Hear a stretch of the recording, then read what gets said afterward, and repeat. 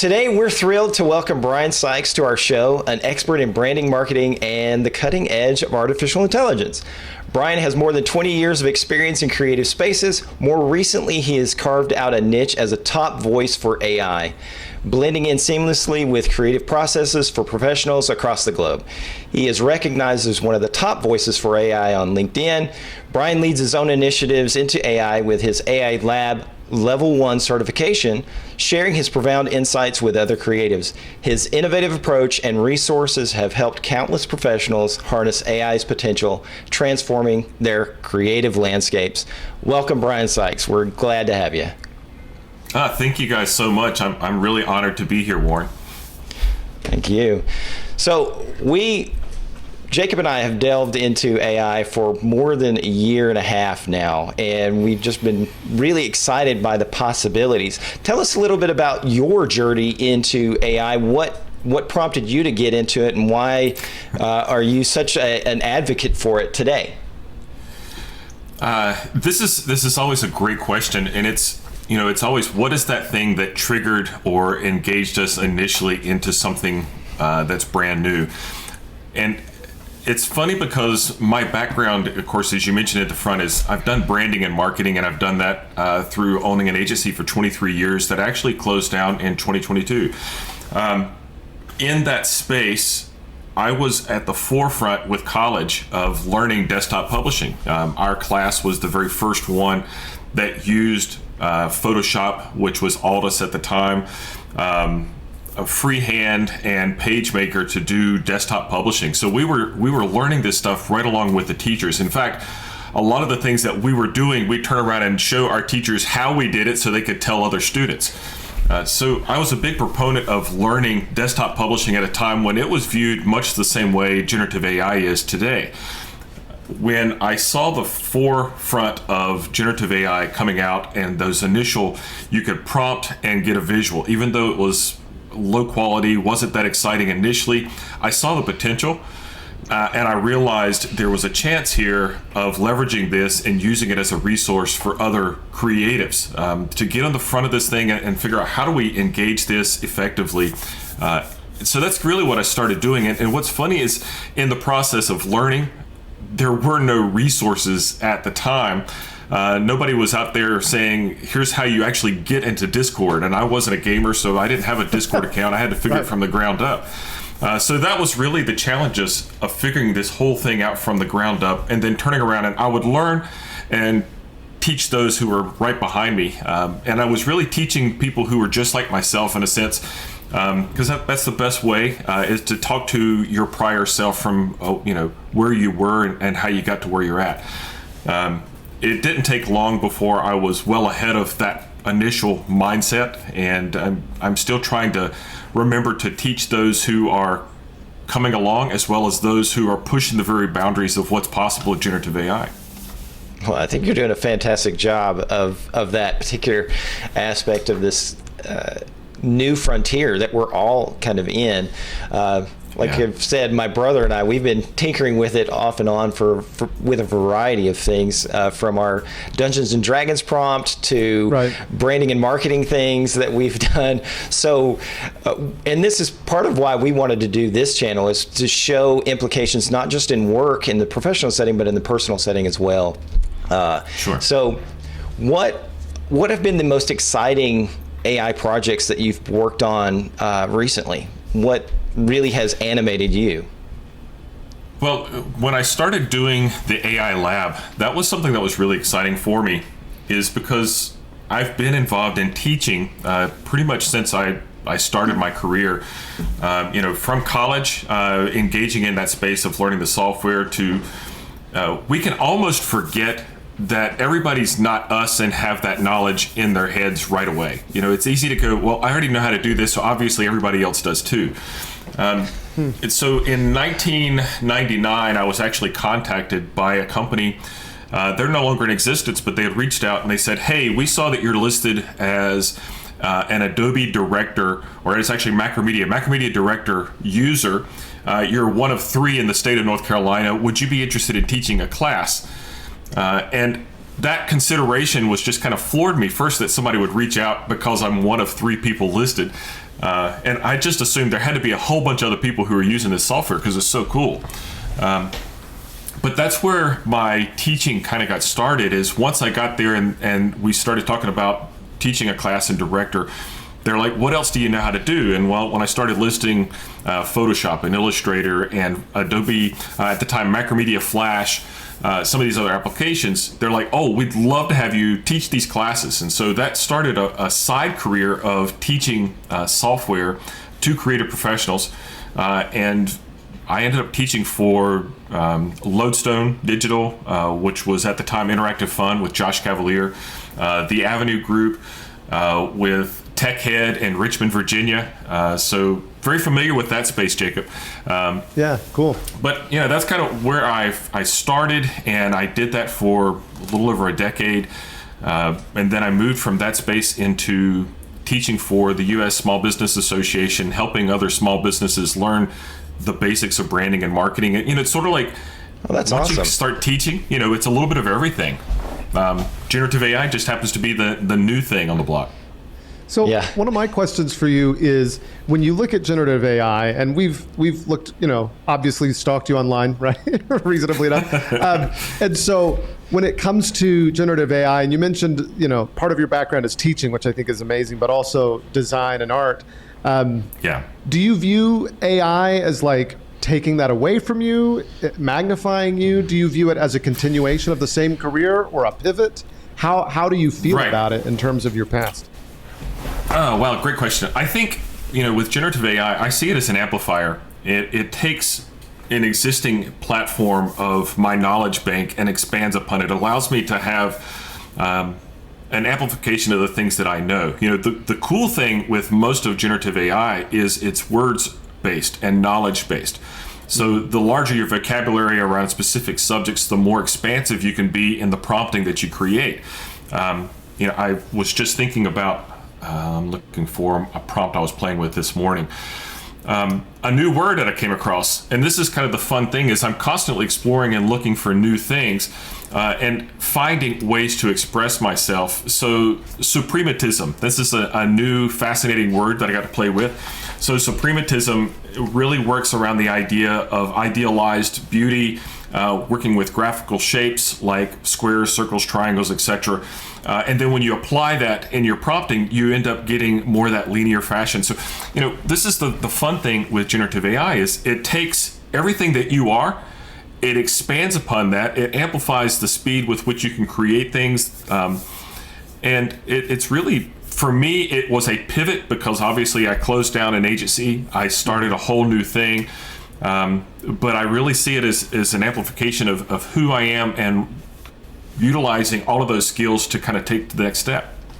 That's fantastic. I love what you said about there with the knowing the vocabulary. And that's one of the things that I love about your content, is your breadth of knowledge on art, and that knowing and understanding all those concepts in art has helped you create such superb visuals in the creation space. And one of the things I've remarked to early on in this process that I found really interesting and unique, and I was telling it to a copywriter friend of mine, that it was the writers who were creating the best content initially, because they had the vocabulary. Like our friend Sherry Horowitz, she just created such fantastic images that, with her knowledge of poetry and literature, she was able to craft some just beautiful things even early on that platform. Yeah, I did a prompt, or I created a GPT where it takes and creates or defines the essence of an image.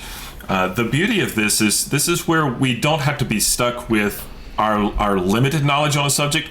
We can actually use ChatGPT and other LLMs to expand upon our knowledge base. And so with what I did with this GPT is I went through the process of how I would approach trying to describe a visual, trained the GPT on that base, and then it allows it to then use that same process that I would take to create a description for a visual. And what's cool with this is you get then a really strong prompt structure that you can use inside of Midjourney and whatever text-to-image platform you want to work with to create some really compelling visuals. Yeah, so, that GPT is actually really fantastic. We've used it. I've used it to do some things like that. So I can attest it works very well. It was pretty awesome. Cool. One of the things that you said that I think is fascinating is a lot of people think, okay, this is just going to be an LLM or ChatGPT, the computers are going to take over. But you mentioned kind of like training it to work the way that you work, which I think is fascinating in that we can take this technology and tailor it to us. How do you do that currently, like practically? A great example would be with my level 1 class. I've broken it down into 3 modules. And what's interesting is the very first module, when I lay out the coursework or what you're going to accomplish, I actually had a number of people in my second beta who simply didn't even move forward. They're like, okay, this is overwhelming. I can't do this. So I went back and recorded a video and I said, everything I've asked you to do, we can do this in under 15 minutes. And this is with me talking and telling you the process of how to do it, because that's actually going to slow us down. What you're able to do with a tool like ChatGPT, let me give you a context so it'll make a little more sense. So the very first module project that we have, we're telling them to you're going to develop a smartwatch for the 1830s. So here's the limiting factor. 1, you're dealing with the 1830 time frame. 2, none of you are from 1830. 3, we're going to be working with technology that's limited by the time frame of 1830. So outside of ChatGPT, your process for even starting this process would require a great deal of deep dive work. You'd have to go look in the libraries and or hopefully Wikipedia and find the information on what's available in 1830s, what the mindset was, what kind of technology is possible with creating a smartwatch, what kind of things would be drivers in that time frame. So with ChatGPT, I can have a conversation and say, okay, I want to work in 1830. This is my time frame. Help me to understand what those limiting factors are. And so you have a conversation with the ChatGPT to move it in the direction you're going for. What's beautiful with this is by having that conversant element with ChatGPT, I'm able to then pull from it the mindset that I need to have for developing this smartwatch. It tells me what materials are available. It lets me know what the leading technology was of the day. It lets me know what would have been pertinent and valuable to somebody in the 1830s. They didn't have running electricity or water in the same way we do. So there's limiting elements to how they approach the ability to develop things and create things. They didn't have the same production capabilities. So, in order to get into that mindset, we can use a tool like ChatGPT to fast forward through that access of information. Like, I know where I mentally need to go. ChatGPT helps me get there a whole lot faster. How did you conceive of that idea? Like, as an educator, you mentioned you have this past, but that's pretty brilliant. Well, thank you. Yeah, my approach to teaching in that space is I realized a couple things about creatives. Having been in the field for almost 3 decades, one thing I've found is when you're a creator, you have a process that you do. I call it a rut or a dog trot. We're both from the East Coast. We kind of have this understanding of a dog running through a yard. It's going to find the exact same path and do it every time. So what happens is when we're a creative and we've learned a way to do something, or we've figured out how to do something, say you use Photoshop a specific way, then you're never going to go back to that typically and find 5 more ways to do that same task. You get into a rut. So as a creative, when I give you a basic assignment, then I know that you as a creative are going to solve it based off of how you've done it every other time in the past. The only way to break you from that is to remove the normal structures with which you do business. So in this case, throwing you into 1830s now constrains you or limits you to working with something that's outside of your norm. it gets you out of the rut. And so that's the creative process by which I engage in teaching, is to move you away from how you normally think and how you normally do. If you've paid attention, I know, Warren, you've probably seen the post I do on Sunday. I call it the Human Element Challenge. It's the same idea, is I'm going to give you a twist to what I'm looking for, and the push is to get people to think outside their box. And what you'll find is there's still creatives who will approach it from, I'm only going to do this inside of Midjourney or Leonardo or one of these things, and they're not going to take it outside and do anything else with it. But if you actually follow through with the task that's assigned, it's pushing you outside of your rut. Right. And I love what you said, and Jacob will attest to this. I'm a big fan of constraints and how constraints prompt creativity, because yes, well, you said think, and I love to say think inside the box, because when you're working on a brand, when you're working for a company, they have specific rules with their identity, with their brand, and you've got to adhere to those. And now we have tools that allow us to really adhere to those, but create at a speed that was not able to, we weren't able to before. I'm a big fan of constraints, and I've loved your prompts on Sundays where you've said, okay, think about it in this fashion, and then use other tools, get out of your comfort zone to finalize them. Yeah, I mean, it's work, and it requires us to think in a fresh way, but that's the beauty. I love that you said, it's thinking inside the box, but I think the constraint is where you get the greatest creativity. It's when we have limiting things, whether it's a limit of a budget, we have a limit of capabilities. This is where you come up with the freshest thinking. When it's wide open, it's been proven scientifically and with psychology. If you put a bunch of kids on a playground without a fence, you'll find them all clustered together, and they almost like don't know what to do with themselves. But as soon as you build a fence around the perimeter of the area where the kids can play, they're free to roam and explore, and they feel safe. So you've created that boundary of safety. Safety is a really key thing for all of us to know and understand our constraints. So giving us a constraint is actually a very productive thing for creatives to actually be more creative. Oh man, I would love to read that study, because like I said, I'm a fan of constraints, and it's the paralysis of choice. When you have too much choice, we get overwhelmed with it, and so we can't manage that whole process. And like you're saying with the kids, they clump together for that safety element, and we do it with creatives. We're like, let's not do that. So when we have those constraints, those guardrails, those safety things, it allows us to imagine things in different ways. So that's fantastic. I love it. So I'd like to pivot to talking about it, because I think this is a good segue, is the whole constraints. And I think perhaps some people don't feel like they know how to adopt artificial intelligent technology because they don't know its constraints, or they don't know its parameters. They don't feel comfortable with it. Like some people will go and they'll use ChatGPT and throw in something and not quite get the right response. And so how do you help people begin to apply, as an educator and as somebody who's clearly thinking very deeply about this, how do you get people to recognize the boundaries and start to adopt it really? Because for me and for Warren as well, it just felt very natural. It's like, oh, this is amazing. This is really great. Right. And we saw the fence. Like we stepped on the playground, we saw the fence. How do we help other people see the fence so that they can start to play as well? I like your question. So one of the things I ran into with ChatGPT is, if you look at a lot of the things that are being shared with social media, they'll say, here's 1,000 prompts in ChatGPT, or this is the one prompt that's going to do everything for you. First, those are typically trash. The reason they're trash is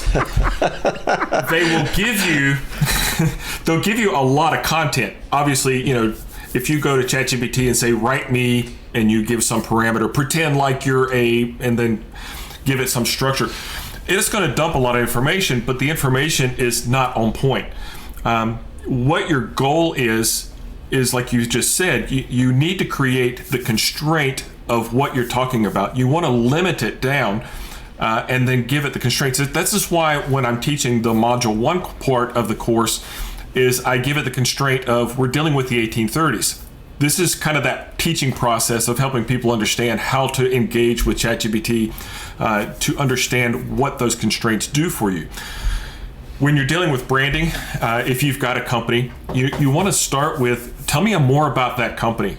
And a good way to do this is, I did an interview a while back with Jordan Wilson, and I think in that one I was talking about the idea with ChatGPT. The greatest value is if you approach it as a creative director, and you come in and you engage it in conversation, and you direct the ChatGPT towards the results that you're after, and you help it get the information it needs in order to help you make the best decisions going forward. Don't rely on the ChatGPT to do all the work. Use it like a really, really fast encyclopedia that can talk to you, or as a creative resource that's going to help you with decision making. So when you're looking at your conversation in that way, your approach is going to be to start with, ChatGPT, here's what I'm trying to do. What I would love for you to do is ask me the questions that you need to help me to make the best, decision in this category. And then it allows the conversation to open up and create a dialogue. And one thing that's important to do in that space also is not just the questions. ChatGPT can kind of get overwhelmed with how much information it can actually engage with in real time. So after a couple questions, always go back and say, now summarize what we've talked about so far. The summary becomes the replacement information that it works from, and it's not trying to keep up with that long list of conversation you've had so far. It allows it to have a fast track way to engage. Oh, that's awesome. I hadn't considered that, but that makes perfect sense too. As I've created more and more things, and that trail gets longer, I need that summary. That's really key. And that's one of the things I've also said to everybody that I've talked about in AI when they're asking me, how do I create a good prompt? And I'm like, the specificity with which you put information in it is the specificity which you'll receive. So the more specific you can be, the better, making, again, those constraints to provide it the guidance that your end result, so you get that right end result. Right. One of the things I've thought about doing, and I'll probably need to tackle this sooner than later, is to walk through the creative process of prompting effectively, just along the lines of what you were talking about, of being specific of what you're trying to do. A really good practice in prompting, if you're trying to create a visual, is start with an existing visual that you have in mind. Even if it's here's a picture that I found or I took, I want to prompt Midjourney to recreate that as on point or as accurately as possible. So basically, I'm trying to figure out how to use just words to recreate that image. The more you practice doing that, the better you're going to be at prompting to get the results you're after. Oh, for sure. So I have a couple of questions, just great comments all around. But how specific do you need? How specific do you, when you create a prompt, do you get? Because I tend to get very specific, and I realized early on that it responded to Markdown format, which I think is helpful to structure the output. It's very fun. And then the other side is, you already kind of hinted at this earlier, which is if you don't have the vocabulary, you can always ask ChatGPT to give it to you. But at the same, by the same token, I think this is one of those work on yourself moments where it's like, okay, how do I expand my own vocabulary so that I've got it here instead of waiting for it to come out of the computer? So what are your thoughts on those? I take a couple different approaches. I just released last week a book.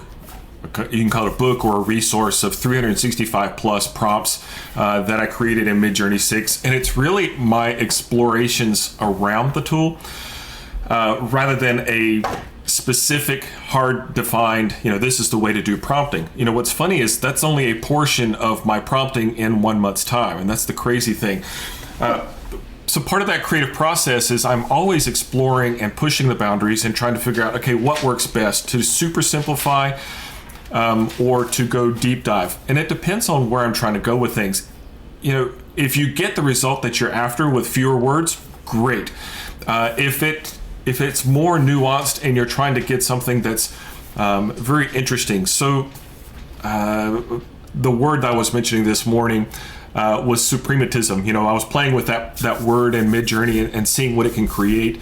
And what's funny is I went through a dozen variations of that term and different ways of playing with it in the prompt, whether saying influence of suprematism or in the style of suprematism, because I wanted to see how Midjourney would react with it. So this is one of the things that I do on a regular basis is I'm always playing with my prompt and my verbiage and how I arrange things.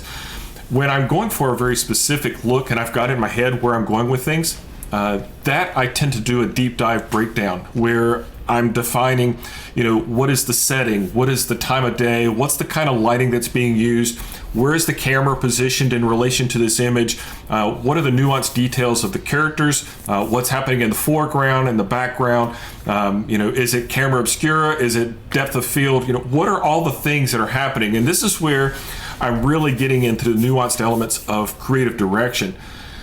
But sometimes I don't need that. Sometimes I just want to do, like yesterday, I want to do a cardboard 3-dimensional diorama, and the prompt was really straightforward and simple. Awesome. Fascinating. That diorama was very cute, by the way. Thanks. I've loved playing with cardboard and paper. It's really fascinating what Midjourney, Leonardo, all these other tools do with that as a prompt. And what's funny, this is what's really neat, especially with Midjourney, is you've got the very strong or very subtle. You can create something with papercraft or with cardboard, and you get something that you really like. You can click on subtle, and you can change the material from cardboard to concrete and wood or whatever else.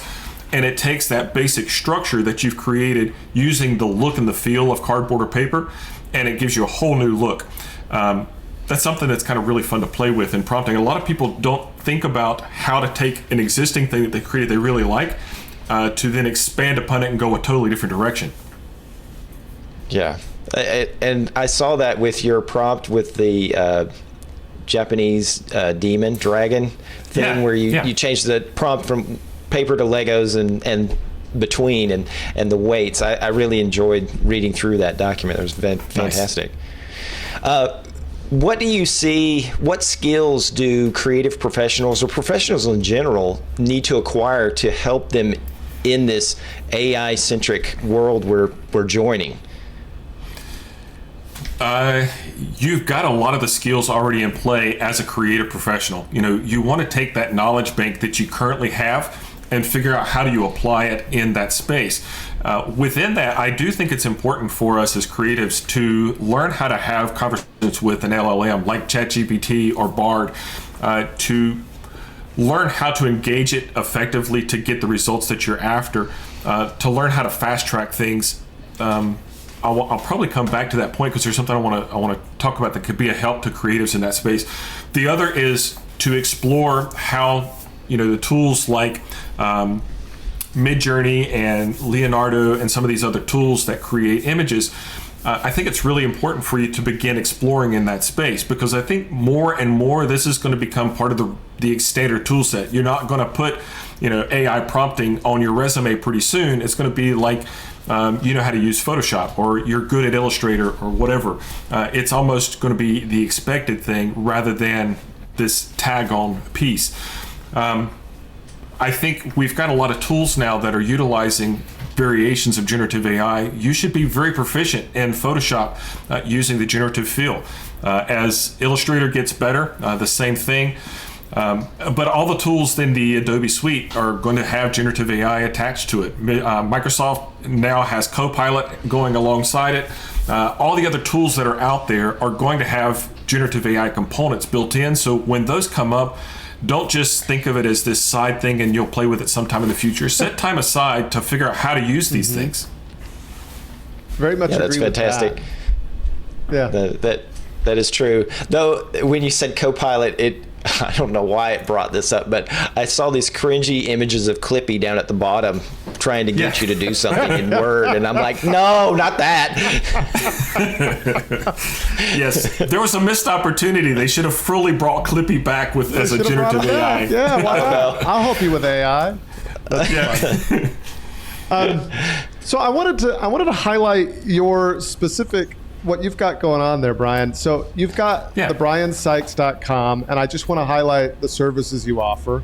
So here's your website, and I kind of wondered, if you wouldn't mind talking about what you do for companies, how you Sure. chose these services, and what that means for you and what that means for the people you serve.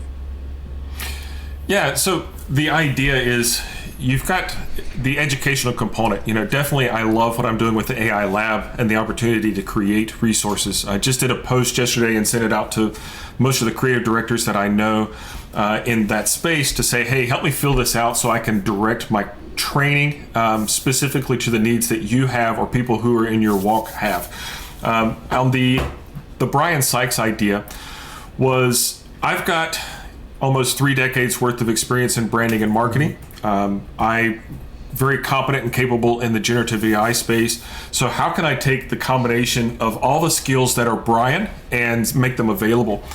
So that's really the idea of the Brian Sykes. And this was really my wife's prompting. She's like, why don't you, instead of trying to narrow it down and say you do this specific thing, to say, hey, here's Brian Sykes with all these skills, how could you use him? And it's really more of a creative direction mindset with an AI supporting component, and then how do we use that to be a benefit to your company?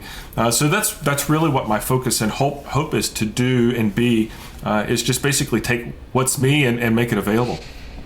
Well, Very shout cool. out to your wife for pushing you to do those things. It's always good to have a great partner, spouse that pushes you sure. to develop your skills and abilities, and that's awesome that she pushed you to do that. So I'm excited to have that as a resource for our creative community. Yeah. And can you talk a little bit as well about the AI lab? So you've got courses available here, and kind of, I know that this is, I do. You spend a lot of time and effort. I mean, these look like pretty substantial courses. We were looking at these. They are. So one of the things I'm going to be doing with this is I'm going to scale it back a little bit. For one, this is part of my, engaging with the creative community, the pro levels, and say, what is it that you're really interested in, and what could be most beneficial. So the way this was structured was based off of, like, level 1 is based off of 3 modules that are very in depth. There's a lot of pieces and components to it, and it's not that it's hard. It's like an hour commitment each week of reading and watching videos, and then the time that you'd put on the backside of developing this stuff. But I'm going to scale it back a little bit so that you don't have to have as much of that broad range engagement, where I've got a weekly session. I get together with people. Like this morning, I had a 8 o'clock and a 9 o'clock.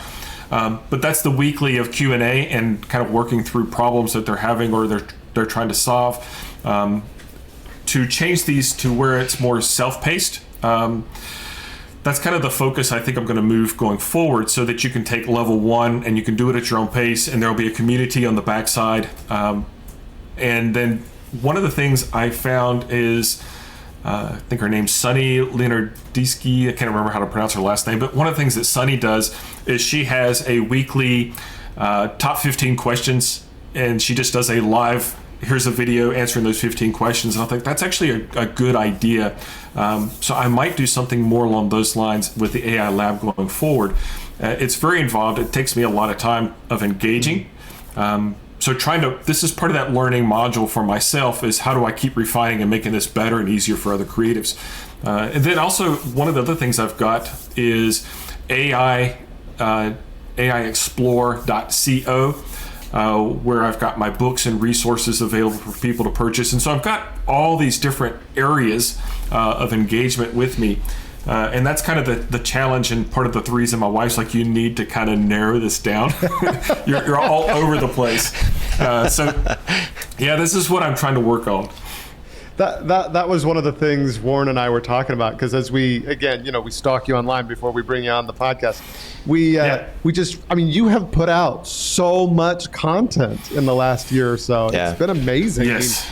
Truly very productive. And I know that artificial intelligence can help you be more productive, but this just, to me, screams hard work. It is. You have really, it is.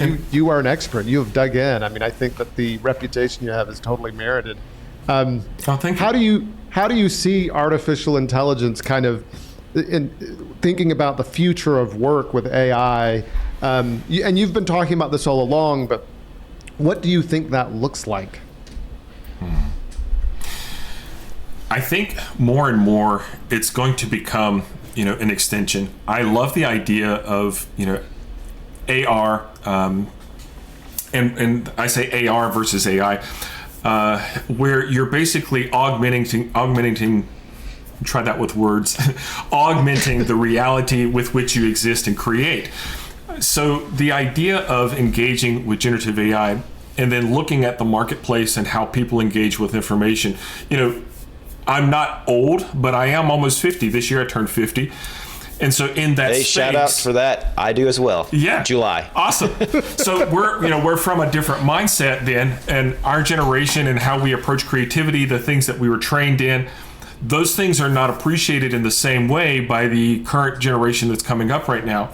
They have a different approach. And so, there's this whole mindset that happens in this space of, well, I've got kids, my wife and I together, there's 8 of them. And so, that's a lot of crew to be thinking through. But when you're looking at your kids and you watch how they engage with information, it's different.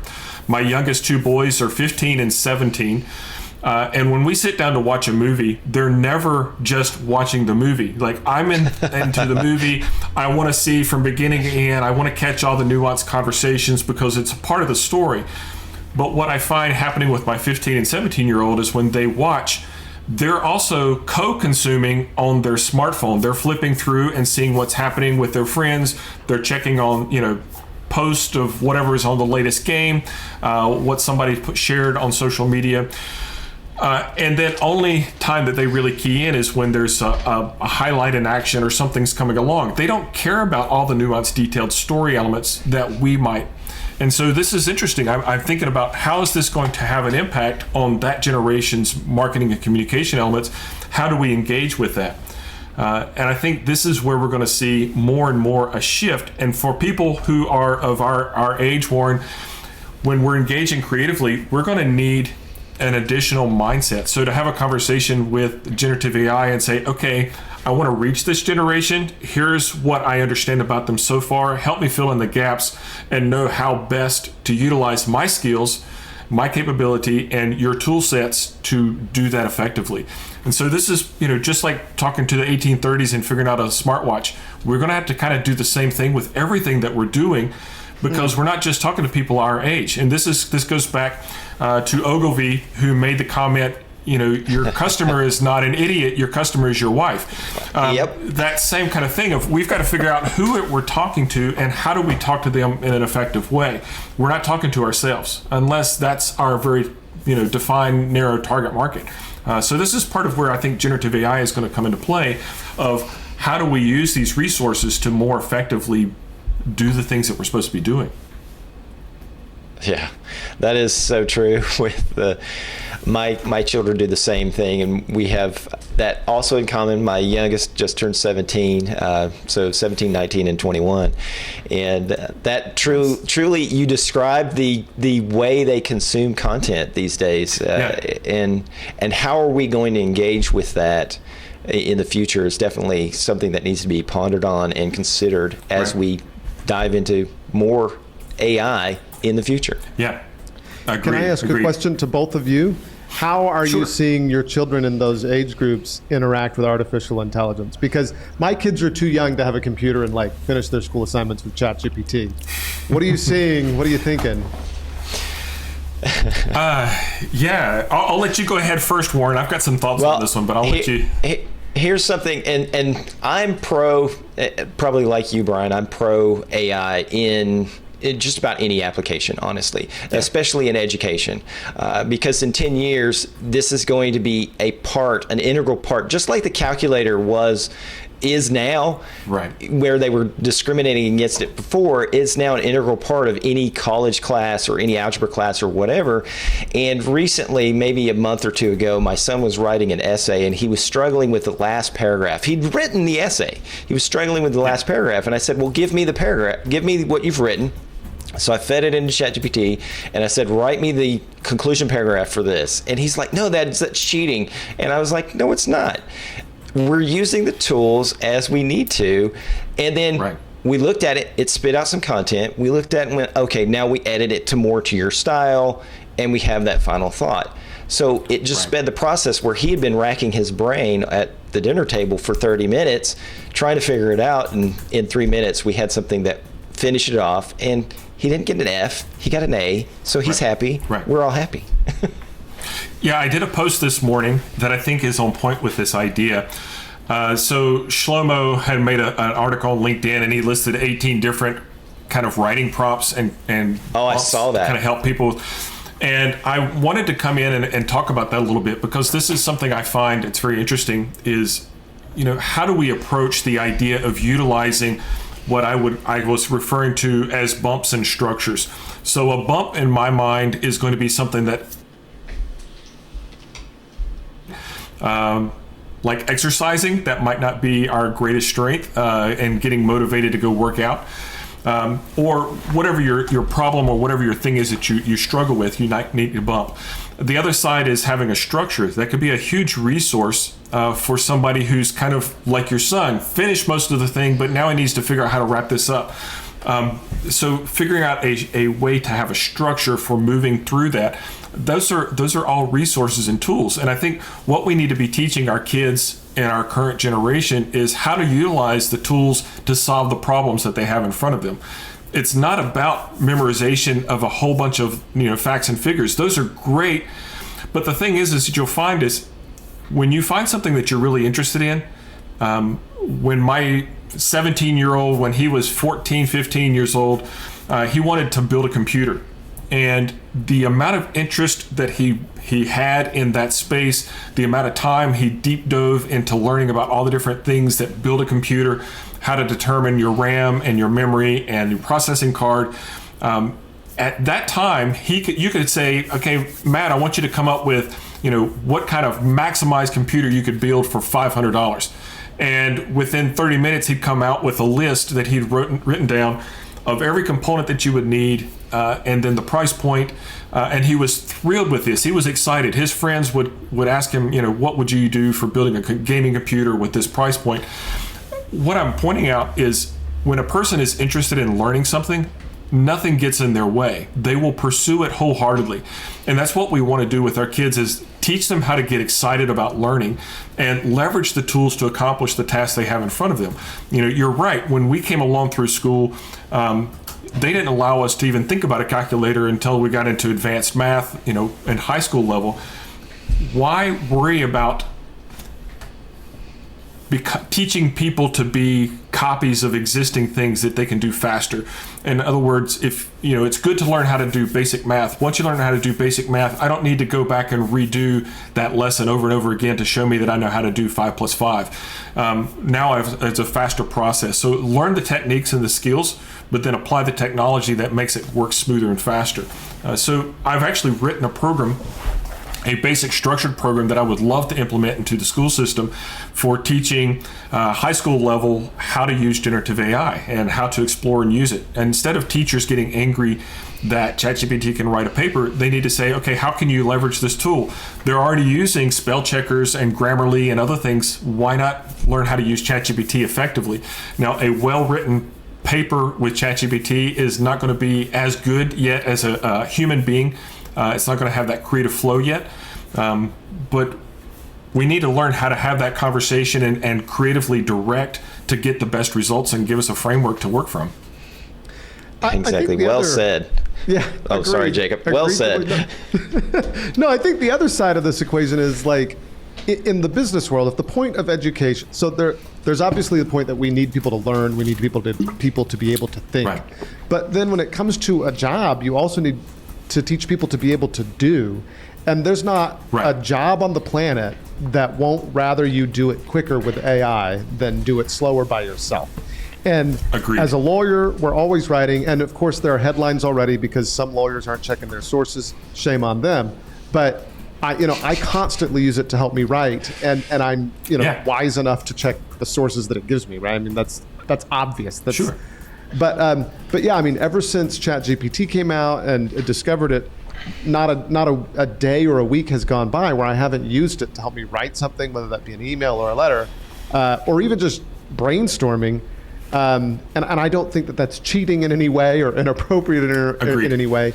It's helped me deliver better service. So I mean, I think if it's going to be part of our careers, it should be part of our education. So I agree wholeheartedly with both of you.